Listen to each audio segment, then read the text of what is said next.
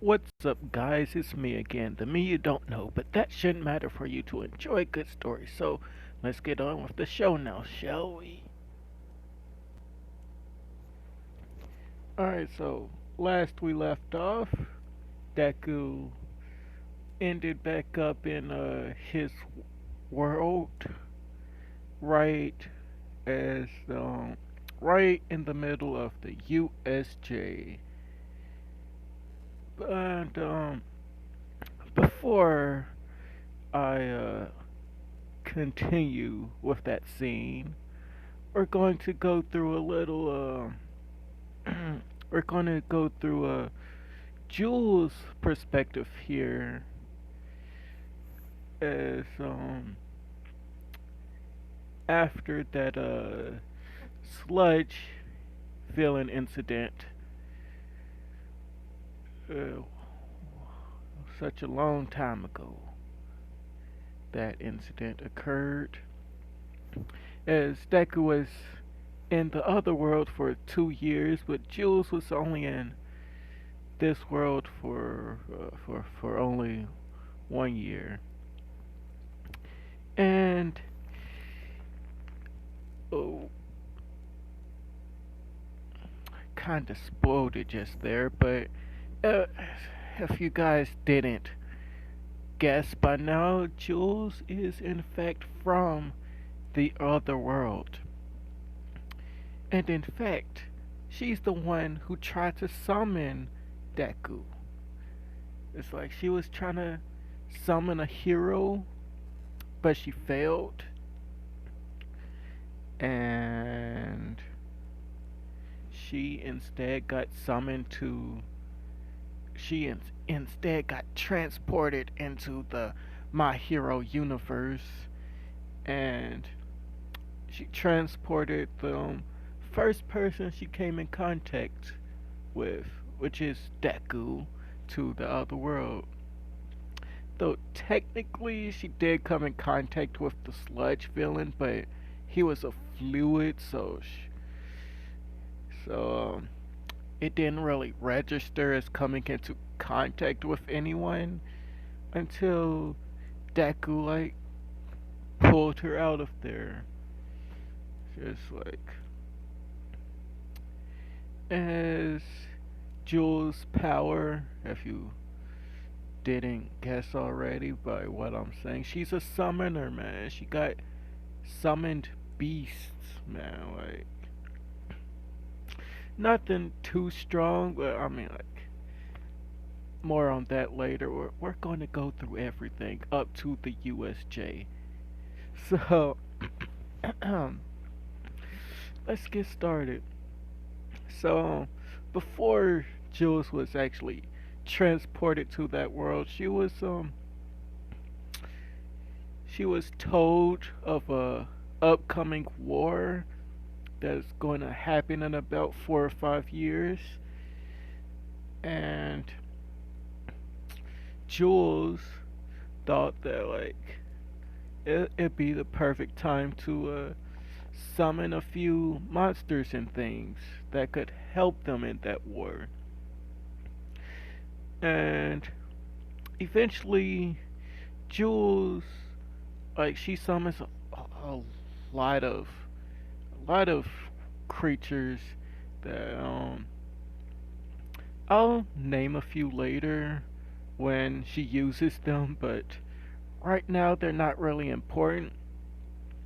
Just know that like throughout her childhood, her family constantly told her that summoning heroes are forbidden because a long, long time ago, her great great great great great grandma tried to summon a hero and failed. They don't know what happened to her. It just disappeared. And so the family just never tried to summon heroes again. But then Jules thought it'd be the perfect time to summon one. And what do you know? She failed and she just disappeared. But And that happened, and she just like appeared in the alleyway where the um, the sludge villain was,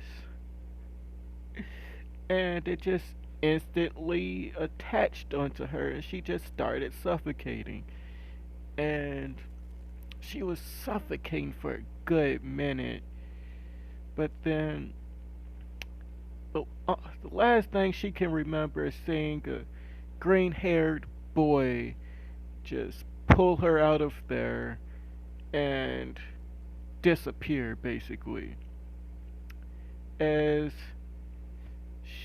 she was barely conscious, and in fact, once she was pulled out of there, she like just completely passed out. And so, um, the yeah, that whole incident was on the news, and there were a lot of witnesses, and like no one saw Jules just appear there because it was in an alleyway. It's like, who's gonna be just walking down an alleyway?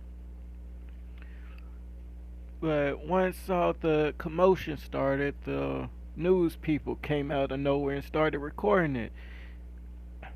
So they saw Deku's body just disappear, and they don't know what happened to it. And remember, it disappeared after All Might just like defeated the sludge villain, and Deku was just unconscious, and then he just disappeared. And Jules, she knocked out too, and so they took her to a hospital. This chick not waking up, and they got no info on her or anything. They don't know how to help her, cause like, and whatever. So like, they ended up calling UA to see if Recovery Girl could help, but Recovery Girl was busy treating all the new recruits. It's like, this is like before the 10 months of training, right? So like during that time would be like the entrance exam for the second years of the anime. So so Recovery Girl was busy with that, so they just took Jules to UA. So after about 2 weeks, Jules would finally wake up, and she would be so confused as to where she's at. And again, she's from another world, so like she don't speak that language, but some way somehow Principal Nezu can understand her. So, long story short, after about 5 months, Jules learns Japanese from Principal Nezu, as she can now speak Japanese. And I'm not going to tell you why Nezu can understand Jules. He's just like I'ma just say this: Nezu, his quirk ain't just being smart. It's not just being a smart animal. It's because he's a combination of different animals that he's got the unique skill of comprehend languages. That's how he's able to talk to everyone, and that's how he he's able to talk with Jules. Okay, so there you go. Well, Anyways, so after about 5 months, Jules got the gist of the language, and Principal Nezu makes the offer of joining QA. And Nezu tells her that she'd actually have to join in the next year because this one's already halfway over. So, and Jules is also thinking like where she's going to stay, and about that, Nezu implemented the dorms early on. The dorms is already there when the class 1A gets on board. So like Jules would basically be living in the dorms all by herself. So, if you don't know what that means, she got comfortable living by herself. So when all the new students came, she wasn't expecting them. It's like she pretty much owned the place. She thought she would be the only one living there. So like she got real comfortable there, but then she had to stop a few habits, if you know what I mean. Because, I mean, like, if you live with yourself, you're bound to pick up a few habits that you shouldn't have when there's other people there. So, anyways, before I start talking about people appearing up uh, at the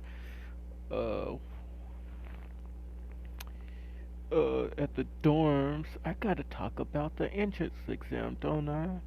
Which means I gotta skip through 5 more months. But throughout that time, Jules would get to know all the teachers and some of the students from the higher years. I think she would already know, excuse me, the big three. Excuse me. Ooh. Cause I mean, like, think they would have had an interest in her, and she's not exactly explaining why there's no information on her or her family or anything. It's like, why do they need to know? So like, she's keeping her background a secret for now. It comes out after the USJ because few people pops up speaking the same language. Yeah, you'd think they'd be a bit curious about that. But anyway, entrance exam. Actually, Jules does not partake in that. She's like a special enrollment, kinda. So like her seat's already predestined. She's already in 1A. So like 1A only has like 19 slots now to fill instead of 20. It's 20, right? Yeah. Okay, so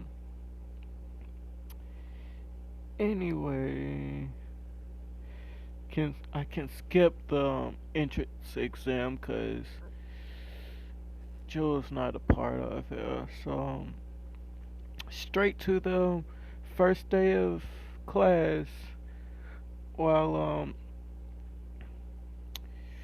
Jules is like walking alongside uh Aizawa as they're heading to class 1A, and it's like they're like the last ones to get over there, and all the students already there, and everyone they're introducing themselves to each other.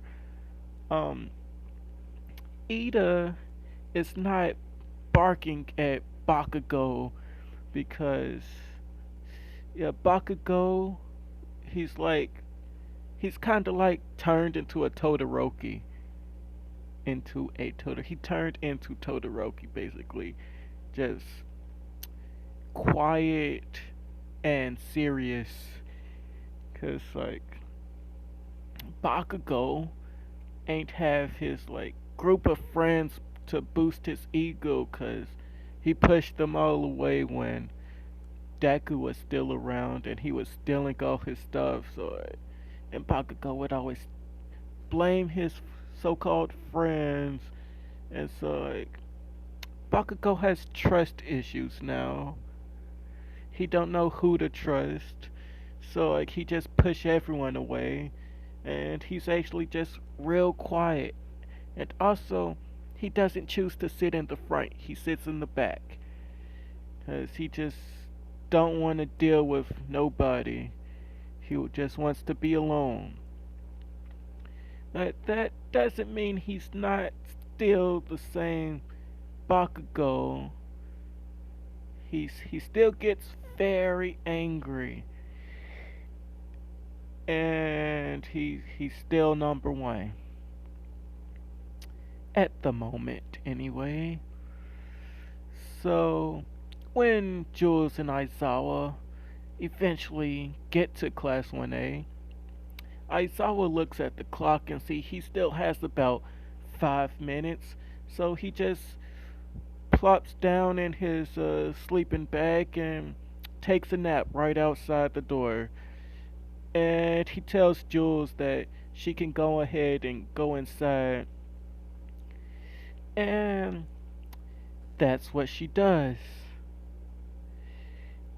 And should I do this now or later? Now I'm gonna do it now. Jules introduced herself as Jules Yaoyorozu. Ooh, bet y'all didn't see that coming. Cause guess I gotta explain this now, huh? So Jules and Momo shared the same great however many greats there are grandma. Cause that grandma had a family in both worlds. Talk about being faithful, am I right? But anyway, after she got transported to the My Hero world, she started a family, and this was before quirks was even a thing. And their great whatever grandma was like trying to figure out a way to get back home. So she was doing experiments and things, and she accidentally created quirks. It started off with glowing baby, as the way I'm gonna explain it is that she just caused a bunch of radiation, and everyone just got like different types of uh how the heck do I explain it? Like they were exposed to different amounts of radiation, resulting in different kinds of powers. There you go. So they all became immune to the radiation and just assumed that they all just evolved. So that's how the Yaoyorozus came to be in this world. So yeah, it's a long bloodline, and that when Jules introduced herself as Yaoyorozu, Momo she perked up a bit. She's like, "What you say?" Cause I could have sworn you just said you're a Yaoyorozu. Who are you? No, she doesn't say all that. She just looks up and is like, are you sure that's your name? She just has that look of confusion and are you serious? So like they share an awkward look, and that's when Momo comes up and introduces herself to Jules and is like, "Hi there, I'm Momo Yaoyorozu. Do you mind telling me why you have my name?" And Jules is like, she's just staring at her blankly as like, I was born with it? As they just share this awkward look as and they're trying to see if one of their parents had like a side chick. It's like it's kind of awkward to think about, but moving on is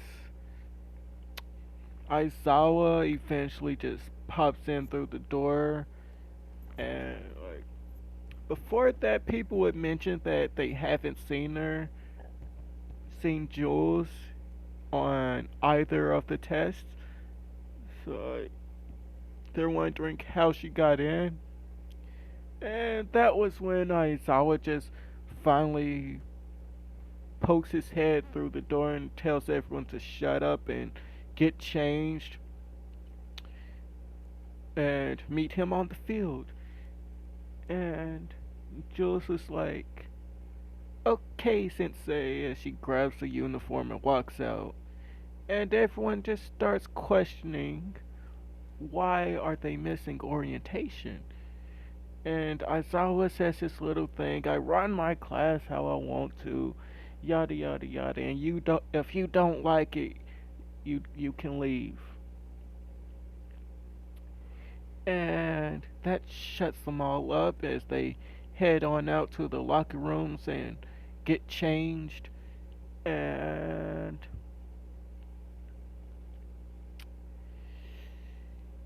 how long do I want to make this? And I can continue on.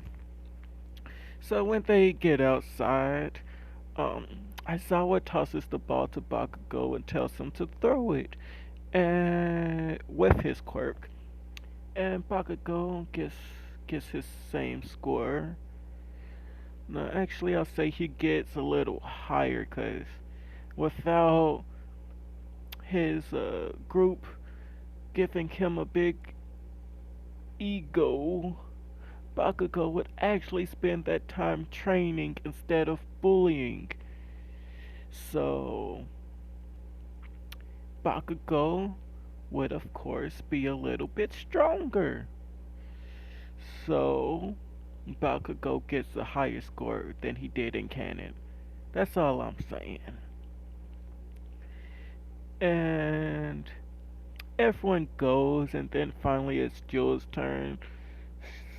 Say she summons a phoenix and just tells the phoenix to fly it as far as it can. And Aizawa just gives it infinity, tied with Uraraka. And for the long jump, let's see. Guess and give it keeps the phoenix out and makes the phoenix a little bit bigger so she could climb on its back and just fly on it.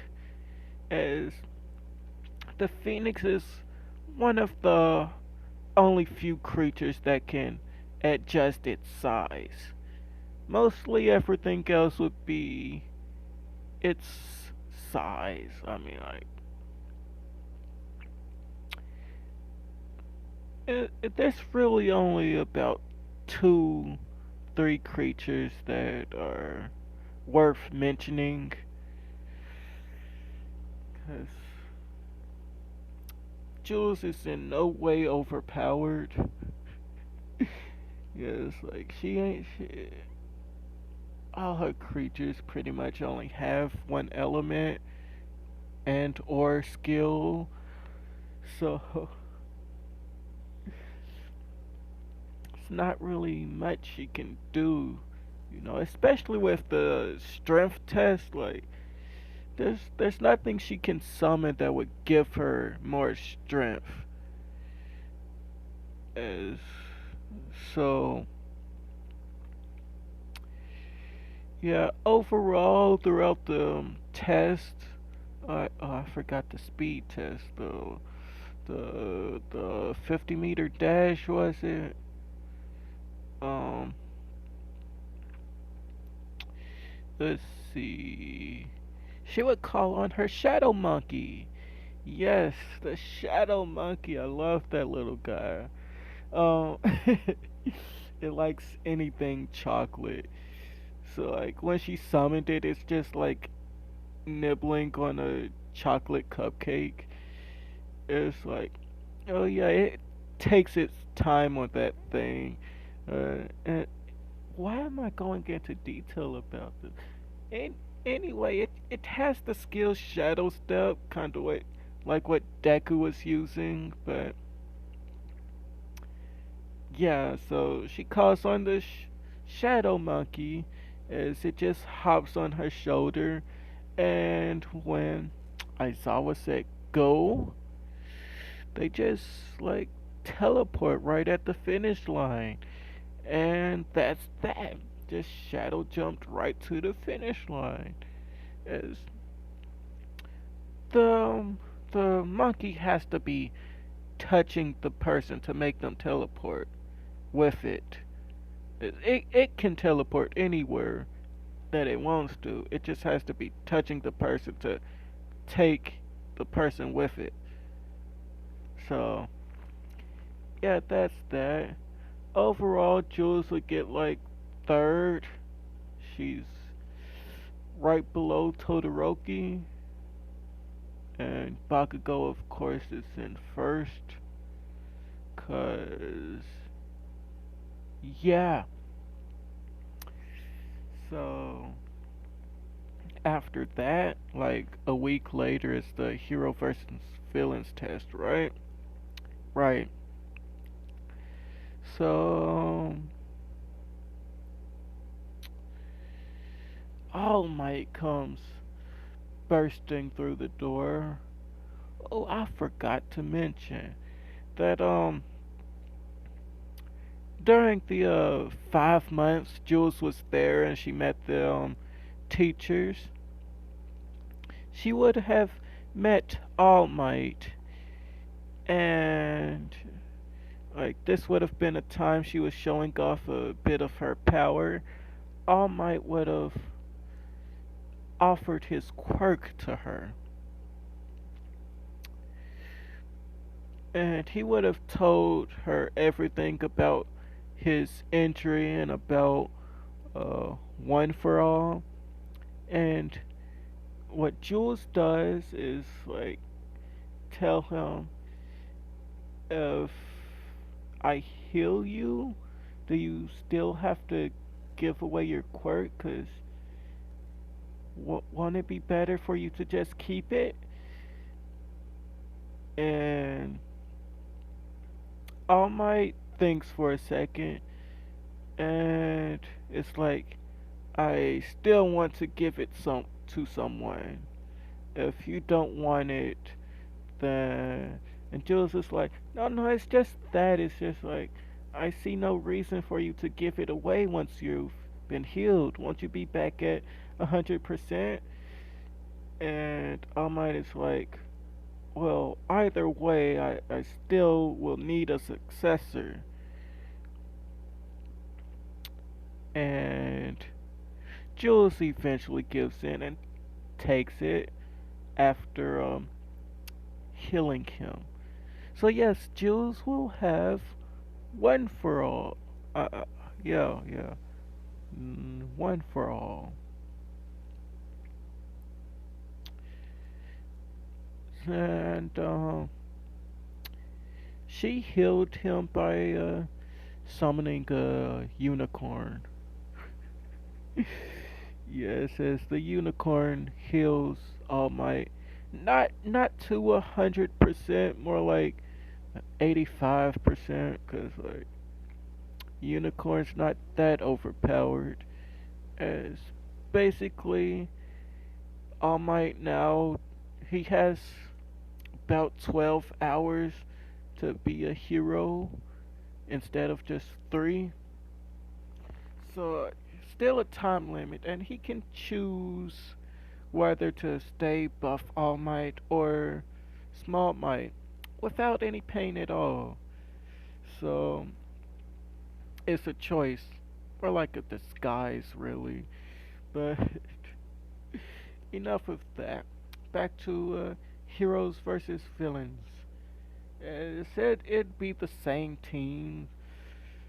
Um, Uraraka and Jules versus Bakugo and Ida. As Bakugo would actually communicate with his teammate, but not really. Bakugo would just tell him, I'm heading out. I'll take care of these guys. You protect the bomb. So that's what he does. And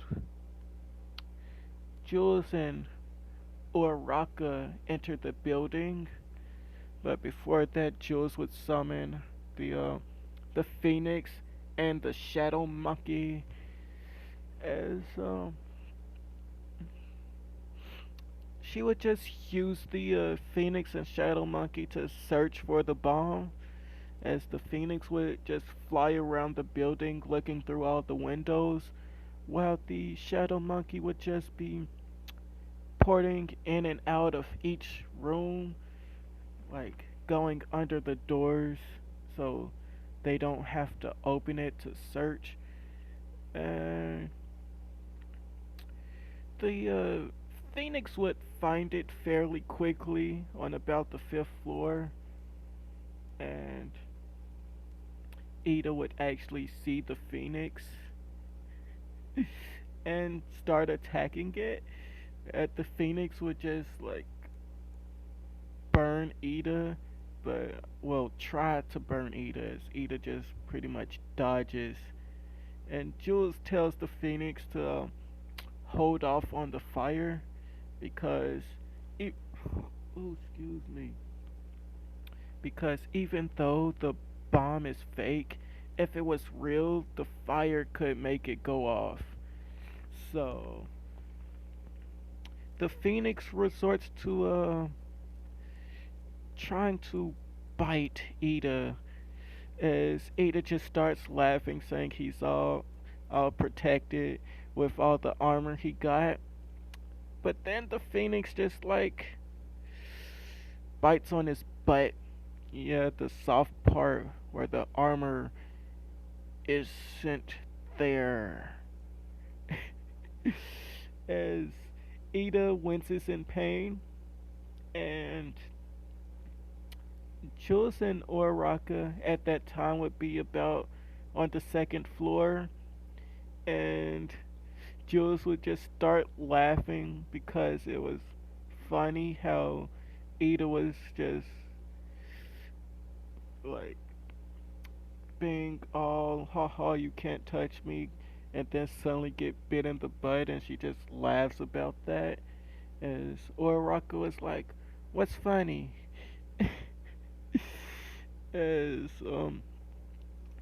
yeah, they're supposed to be trying to be sneaky, and Bakugo hears Jules laughing and just comes around that corner and blows an explosion, and it hits Uraraka in the head and sends her flying to a wall. And Jules would catch her and summon an owl. and the snake. The owl would shroud her in darkness, like essentially just making everything go black. And with the owl being summoned, it gives Jules something similar to night vision, as she can then see in the dark. So, Bakugo, being in close vicinity of them, is now blind by the darkness, and he can't see a thing. And the snake just bites Bakugo, as Bakugo is now paralyzed. As Bakugo just like leans up against the wall and calls Ida, and is all like, it's a really like embarrassing moment for Bakugo, as he's just like beaten by 2 weak summons. Just the owl that shrouds them in darkness and a snake that paralyzes people. I mean, it also has the ability to hypnotize, but Bakugo avoided that somehow, so the snake just paralyzed him. So, as Jules would pick up Uraraka, as her Uraraka's helmet would have protected her, but she's still bleeding quite a bit. As Jules would just like carry Uraraka down the hallway, as they're still shrouded in darkness. Uraraka can't see a thing, but then suddenly they see a bright light, as it's just a sign. It's called a window, and they jump out of it with the phoenix coming out of nowhere and growing up to size, and just catches them and flies them up to that the room where the bomb is. As Bakugo would have heard the loud shattering noise of glass breaking, as Bakugo would assume that they just jumped out the window, and knowing that she has a phoenix that can carry her, he he realizes that that's what they have done. As Ida was wondering where that phoenix went, as he's just searching frantically for it, and Bakugo would call Ida and is like, "Watch out for the windows." And that's when all the windows in that room would shatter, and a bunch of animals would just come through it. And Ida is just like standing there stunned, as he does not know what to do. There's so many freaking animals there, and it's kind of hard to do anything when there's just like no clear thing on what to do. And that's when that shadow monkey would just hop on Ida's shoulder, and poof, he gone. And that allows them to just touch the bomb. Oh, and I forgot to mention, Uraraka would have made Jules and herself lighter, so the Phoenix wouldn't have a hard time carrying the both of them. As that's like, good job, Uraraka. so so Hero Team wins. Yay. So that's that. Ooh, 40 minutes.